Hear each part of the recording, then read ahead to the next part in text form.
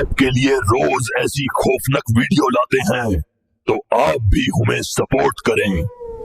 ये कहानी इंडिया के एक छोटे से गांव में सिखिया नामी एक गरीब और जहनी तौर पर कमजोर लड़की रहती थी। वो किसी का बुरा नहीं चाहती थी, लेकिन गांव के जालिम लोगों को उसका वजूद खटकता था। एक मनहूस शाम गांव के कुछ असर रसूख वाले लोगों ने उस मासूम पर चोरी का झूठा इल्जाम लगाया और उसे पत्थरों से मारना शुरू कर दिया। वो जान बचाने के लिए जंगल की तरफ भागी, लेकिन जालिमों ने उसे नदी के किनारे घेर लिया। लहूलुहान सिखिया ने रहम की भीख मांगी, मगर किसी का दिल ना पिघला। उन्होंने उसे जिंदा नदी के गहरे और ठंडे पानी में फेंक दिया। मरने से पहले सिखिया की एक चीख पूरे जंगल में गूंजी थी। याद रखना, तुम में से कोई नहीं बचेगा, सब मरोगे।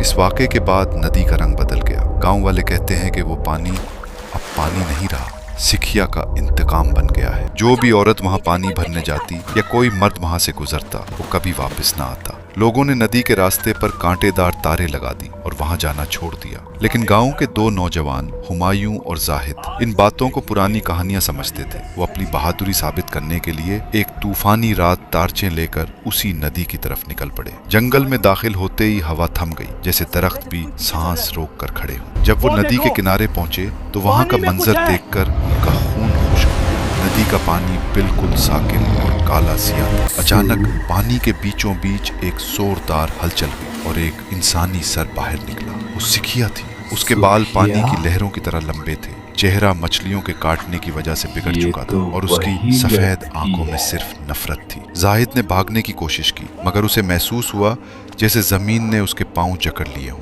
नदी के अंदर से सैकड़ों कुल सर चुके हाथ बाहर निकले और हुमायूं और जाहिद की टांगों को पकड़कर पानी की तरफ घसीटने लगा। हुमायूं ने पूरी ताकत से चीख मारी, हमें छोड़ दो, हमारा क्या कसूर है। तभी पानी के अंदर से एक गूंजती हुई हौलनाक आवाज आई, तुम्हारे बाप दादा ने मुझे तड़पाया था, अब तुम तड़पोगे। ये नदी अब सिर्फ खून मांगती है। अगले दिन गांव वालों को नदी के किनारे सिर्फ उनकी टूटी हुई टार्चें मिली, जिनकी रोशनी अब भी मद्धम मद्धम जल रही थी। हुमायूं और जाहिद का कहीं नामो निशान न था।